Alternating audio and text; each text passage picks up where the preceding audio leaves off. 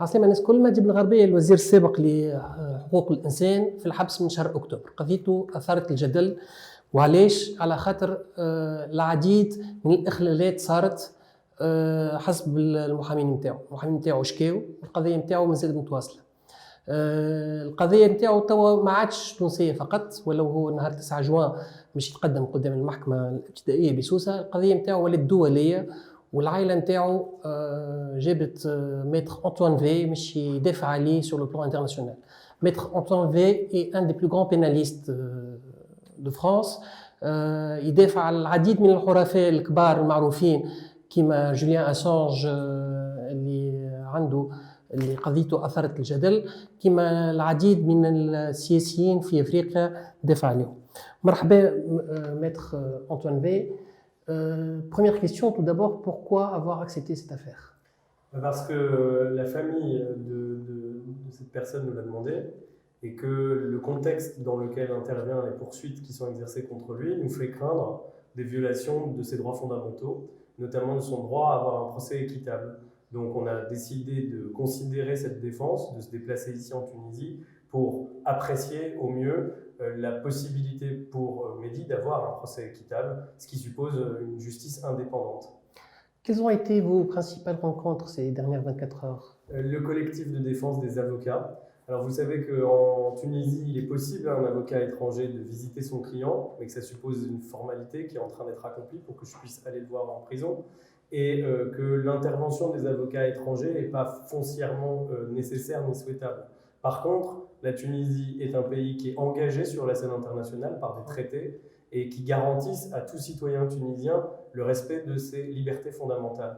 Donc notre rôle ici a été de rencontrer ces avocats, d'avoir accès à son dossier, de pouvoir comprendre exactement dans quel cadre la procédure est conduite, et ensuite de faire notre travail d'avocat, c'est-à-dire de faire respecter ses droits et de faire respecter sa position devant le tribunal.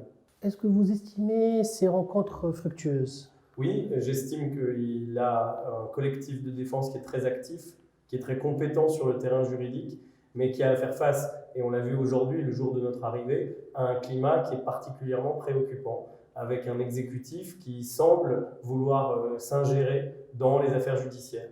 Donc, il s'agit pour nous de comprendre véritablement le contexte et de collecter les éléments qui nous permettront d'engager les recours internationaux qui doivent l'être au moment où ils doivent l'être. Cette affaire, finalement, sur le terrain criminel ne fait que commencer, puisque le procès qui va avoir lieu va commencer. Et on intervient aussi pour aider, faciliter, fluidifier, renforcer la défense de Mehdi. Est-ce qu'on peut considérer Mehdi Ben Gharbi comme étant un prisonnier politique? Je ne peux pas, à ce stade, galvauder cette expression. Il est clair qu'il y a un climat politique, que le fait qu'il ait occupé des fonctions politiques nous pose un problème quant à l'indépendance et l'impartialité de la justice. Mais justement, notre travail, c'est pas simplement de véhiculer un message abstrait, c'est d'être très concrètement au chevet de celui qu'on défend. Et donc de pouvoir, dans le cadre de notre mission, qui ne fait que commencer encore aujourd'hui, donner à l'opinion publique, donner aux juges les arguments réels qui permettront de savoir s'il a droit ou non à un procès équitable dans son pays. Alors, quels sont les recours internationaux possibles? Alors, la Tunisie est à la fois membre de la Charte africaine des droits fondamentaux et membre des Nations Unies.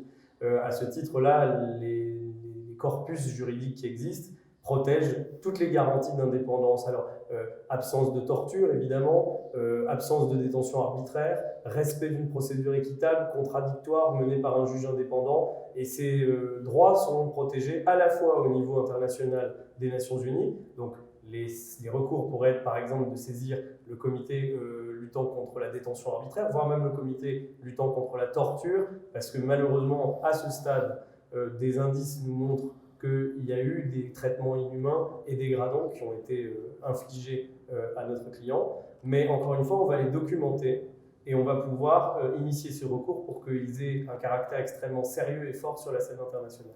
J'ai vu personnellement Mehdi Ben Gharbi en grève de la faim menottée sur son lit d'hôpital. Est-ce que vous considérez une telle photo indigne, bien sûr, d'un pays qui respecte les droits humains.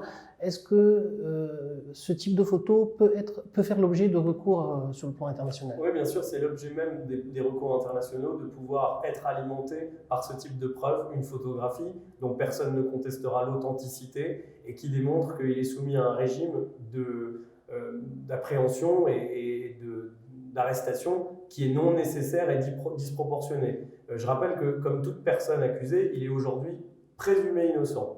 Et donc, cette présomption d'innocence déclenche chez lui la possibilité d'avoir accès à des droits supplémentaires. Le droit de se défendre, le droit d'avoir accès à un juge équitable.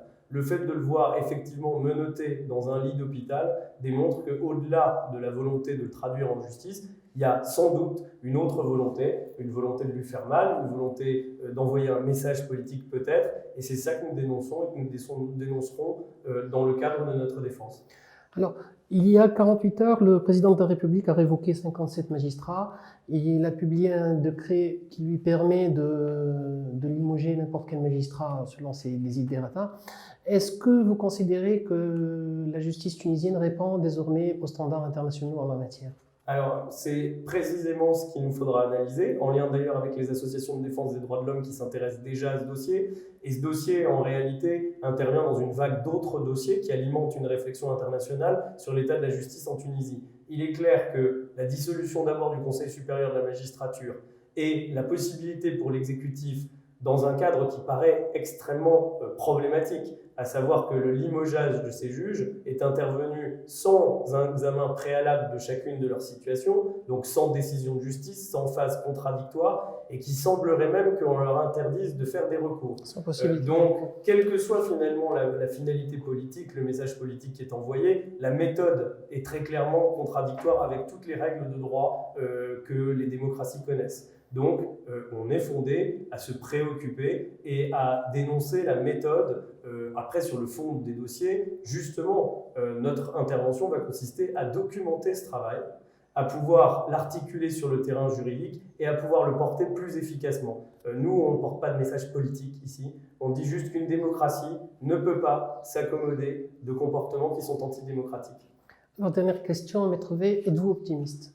Oui, parce que c'est une nature chez moi, mais il faut être optimiste dans le sens où, en l'absence de véritables dossiers, on arriverait à une situation politique qui doit se régler par des outils politiques. Et j'ai confiance que ces dossiers-là doivent à un moment se régler parce qu'il faut des situations apaisées, tant en interne que sur la scène internationale. Maintenant, il ne s'agit pas de faire de l'ingérence. Le critère d'avocat français est inopérant en l'espèce. On est avocat français comme on pourrait être avocat tunisien. On défend exactement la même chose, le respect des droits fondamentaux des plus vulnérables, en l'occurrence quelqu'un qui est accusé, qui est en prison, aujourd'hui est quelqu'un de très vulnérable. Merci Maître V et bon courage à Mahdi.